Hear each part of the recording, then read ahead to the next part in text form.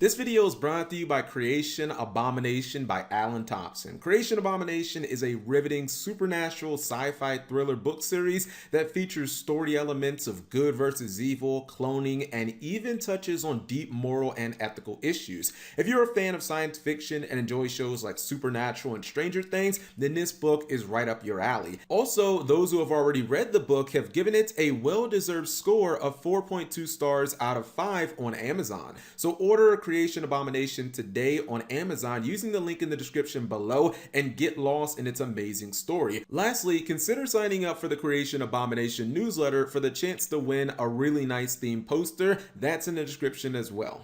What's up YouTube, Capital G here. Got an absolutely ridiculous play for you guys to check out. I am naming this the Watch Your Opponent Die Inside Lock because that's exactly what you're going to be doing as you play your cards and go through your combo. You're just going to be watching your opponent die inside, even when your opponent has arguably the two best break my board cards in the entire game. I mean, these would be my picks personally: Dark Ruler No More and the Winged Dragon of Raw Spear Mode. These cards are 100% powerless to stop this play. I think this may be the greatest play I've ever seen in my entire life in terms of just sheer power in the turn one. And if you guys have watched this channel for a while, you know I've shown some pretty dank and disturbing and ridiculous stuff on this channel. And also, apparently, it doesn't even matter if you break. You got 3 copies of Neo Space Connector. It doesn't even matter. As long as you can resolve that, you're pretty much good. By the way, you do not even need to look at your opponent's hand. Who cares what they got? Long as I get my playthrough, I know it's going to be a wrap. Oh goodness. We're going to start with I sold a card that probably should have been banned. Then go on to Hellfire Brax, another card. Well, you guys get the theme. How many cards are we going to play during this turn that probably should have been banned or hit on the Forbidden and Limited list? Some of these cards in the OCG, like Divine Phoenix Sword, I mean, that one was banned in the OCG if I'm not mistaken. But a lot of this, you know, you see throughout these combo decks. We've got another play right here, Duggaris the Timeless, a card that's, to me, is just an FTK / OTK or dirt play enabler. And we are going to use Summoner Monk multiple times because that ain't a hard once per turn. This play is actually going to get so crazy that at one point it kind of looked like it was just redundancy. It looked like all these plays were redundant and I couldn't quite figure out where exactly they were going. I was like, dude, you're just making Saryujas to make Saryujas. So you notice he dropped Jinzo in the graveyard. See, I try to tell people all the time, Jinzo, not a power creeped card, by the way. Shout outs to the new Jinzo support we got coming out. And hopefully that Jinzo XC monster is really good. Maybe it'll be revealed by the time I make this video. Anyways, a third copy, I believe, of Saryuja Skull Dread. And at this point, I was kind of like, I don't really get what we're going for here. I mean, we're making Saryujas. We have less than 15 cards in our deck. Now we're apparently going to go into Guard Dragon plays. I was like, what exactly, where are we going with this? I'm not really seeing. I was like, are we going to go for like Red Eyes Dragoon or something? By the way, I didn't even know what this card was. This is Chobham Armor Dragon. If you know that card, just by like, if you knew what that card was before this duel, more power to you, because I have no idea what the hell that card is. Anyways, it is going to allow us to add Summoner Monk back to our hand, and I think that actually that's going to be used again. We're going into another copy of Saryuja Skull Dread. Now, when I saw the Cyberstein, my mind immediately thought, oh, okay, so I guess we're going to play, we're probably going to use something like Nateria or Nateria Exteria. I was like, all right, I've seen that a dozen times before. That's not anything new to me. Anyways, Summoner Monk is going to be used for Rescue Ferret once again. Rescue Ferret, I don't believe is going to resolve quite yet. I don't know if he has the space in his deck. Digustal Emerald, a card that, you know, was forbidden for a long time. Putting another Saryuja Skull Dread because we need to make a billion of this card in our first turn. We only have 5 cards in our deck, by the way, but this is a very important card on the top of our deck. Oh goodness. Actually, hold on. What is this? Like the 6th time that we've summoned Saryuja Skull Dread. We have 5 cards in our deck and we're still going for Saryuja. This is actually ridiculous. Now you're starting to see where some of these win conditions are going to come in. We will get ourselves an additional normal summon because of the double summon, and we're going to go ahead and normal summon Cyberstein. Not going to summon the Nateria Exteria. We're actually going to go for the last warrior from another planet. I actually have one of these from, I think it's from Labyrinth from Nightmare, the ultra rare version. Thanks Konami for reprinting it as what, an ultra rare in duel.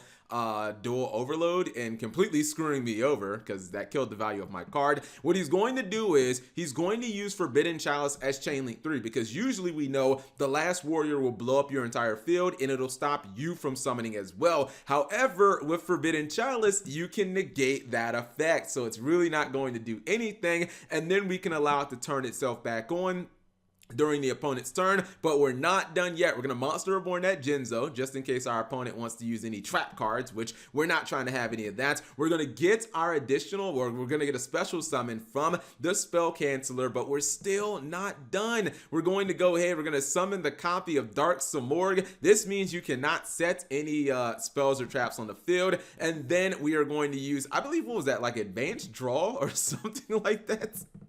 I think it was Advanced Draw. It's not in the Banish pile. Maybe it's in the graveyard. Where did that go? The Advanced Draw just disappeared. I don't know if Advanced Draw activates in the graveyard, or here it is. Card Advance. I'm sorry. I knew the word Advance was on the card. Let's see, you can tribute summon one monster in addition to your normal summon. You can only gain this effect once per turn. Why do I feel like we got 3 normal summons during this turn? Because we had a regular normal summon, which was Neospace Connector. Then we had an additional normal summon from Double Summon. And now we have a 3rd normal summon in the form of a tribute summon for Majesty's Fiend. So let's look at this field. And by the way, this field is so powerful, you actually don't need to play, like you don't need to do anything because your opponent cannot play Yu-Gi-Oh! The only thing that they can technically do, actually, no, there is a way to beat this. Set Spirit Reaper. Set a monster that that can't be destroyed by battle. Now, you're obviously not going to play any more cards, but your opponent, under 99% of circumstances, unless they have like Marshmallow or something, they cannot do anything, except, again, they can set monsters, but usually, unless they cannot be destroyed by battle, or if they, unless they can't be destroyed by battle, you can just run them over. But you can see right here, he's clearly flexing on his opponent. He has enough damage to kill his opponents, and he just doesn't want to. He's just like, I see your Spear Mode, I see your Dark Ruler no more. Those cards are useless. When you look at this field, your opponent cannot activate monster effects. They cannot set spells or traps. They cannot activate trap cards, or they cannot activate spells. They also cannot summon monsters because of the Last Warrior from Another Planet. And yeah, basically, the only Yu-Gi-Oh action you can do here would be to set monsters. That is literally the only thing. You can't put any other like spells or traps on the field. You can't activate spells or traps. You can't summon monsters. You can only use the very, very old play of setting cards, but you don't get any flip effects because of Majesty's Fiend. Anyways, he doesn't want to lose the duel, so he will finally attack his opponent. It's weird that I thought about that during this during me casting this. I was like, I think there is a way to beat this. You set Spirit Reaper or Marshmallow, and then you just like pass to your opponent. And almost certainly, if this board does not win the duel, your opponent is going to deck out because they're not going to have anything left in their main deck except, I don't know, maybe like 5 cards or less. And they're also not going to have much in their extra deck unless, I'd have to look at the extra deck, but I don't think that, I mean, what could they really make?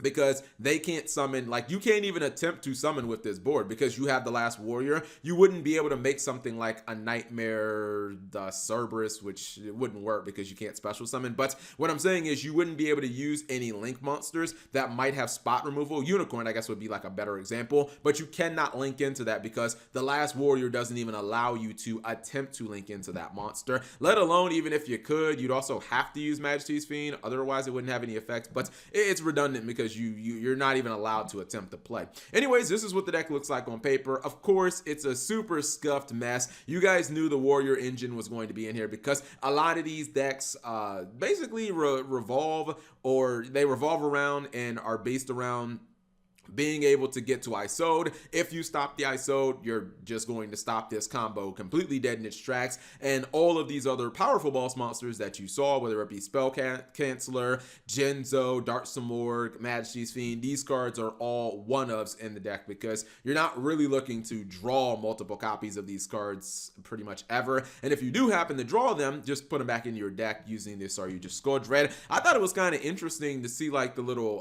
Guard Dragon engine in here. I really didn't expect that, but this is obviously like one of those go big or go home decks. It actually kind of sucks if you are at the point where you're summoning the Last Warrior from Another Planet and you don't yet have your Forbidden Chalice because the play is just not going to work at that point.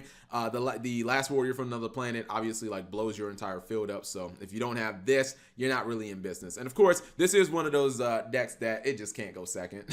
Seriously, you look at this deck and it's like, what if I open up with, you know, Stratos, Double Summon, Vanity's Fiend, or excuse me, Majesty's Fiend, Wonder One, and I don't know, like a card advance as my opening hand going second. What the heck am I supposed to do against like a semi-decent established board? Just about any deck in the game will just completely trash you unless they just have no interruption. But if they have any interruption, you're probably gonna lose. Anyways, if you guys want to mess around with this super derp deck and you want to watch your opponent die inside as they realize that they should have been main decking Spirit Reaper and that they're not, the link of course will be in the description below. Thank you guys for watching. As always, subscribe if you have not already and turn on that notification bell for daily videos.